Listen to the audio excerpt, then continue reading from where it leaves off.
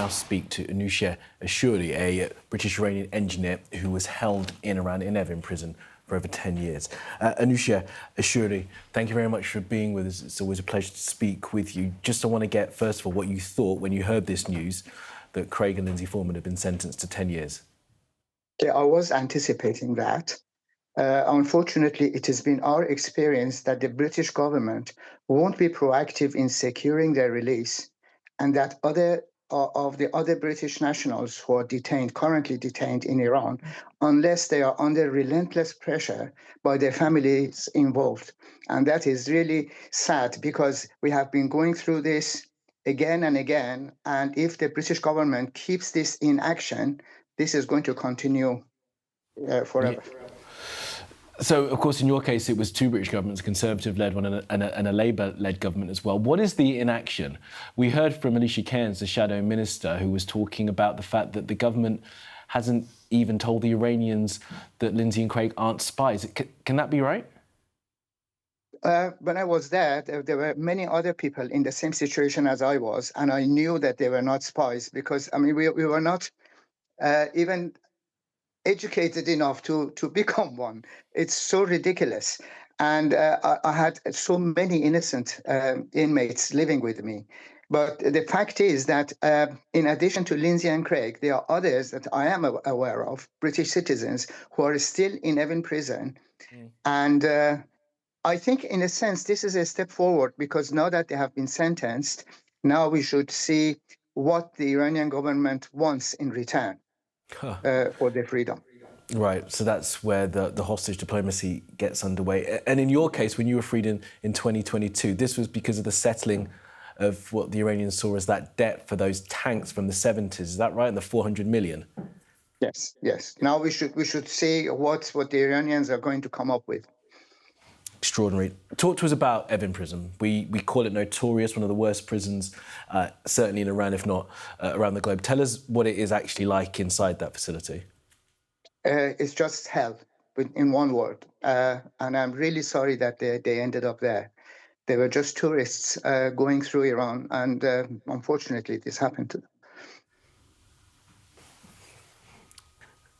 Anoosheh, I'm sorry to take you back to that moment. I'm sure it must still be really painful thinking about that time you had to spend there. Back to the government.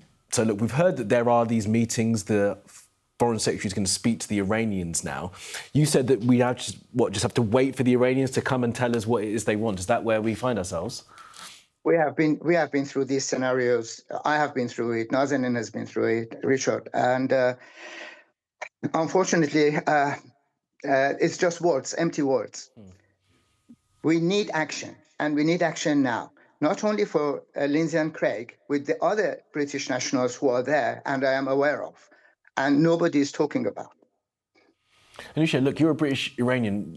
Iran has been in the headlines for the past few weeks. We know what the situation is there with this, the protest movement, thousands on the streets, perhaps tens of thousands killed. It's right in the middle of the global attention right now. Is that why the Iranians, do you think, have chosen this moment to try and put the screws on the British government? I don't know, but I was anticipating this.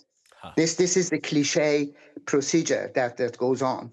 So regardless of whether there has been an attack on Iran or the present situations, this is the cliche routine that the Iranian government goes through in order to achieve their hostage diplomacy expectations from countries like Britain. It's just chilling that we have to now wait to hear from the regime to find out exactly what it is they're going to want. Yeah, but the British government should not sit there inactive. That is what that makes me angry. It has been going on again and again, and enough is enough. They should be released. They should work full throttle so that they could get them out of that cesspool. Even as I am speaking, I'm becoming very emotional, because I know where they are and I know what the hell that place is. Please get them out. And the other British citizens who are there now. Anoosheh, what can be done, though, right? Because you're dealing with a regime, an authoritarian regime that's willing to kill its own citizens for coming onto the streets, demanding that they can have an open, democratic life. How can this government actually pressurize those in power in Tehran to do this when, you sadly had to sit there languishing for 10, 12 years, Nazanin Zaghari-Ratcliffe and others had to go through this for such a long time because this government, the regime there in Iran, won't listen to Western governments. Yeah, we are not politicians. They are there, they are sitting there, they are getting paid to do things that relate to situations like this. So they must know the solution. They know the leverages that they can use to get them out. And also for this not to happen again. Otherwise, we are going to see these stories over and again in the future, which is not acceptable.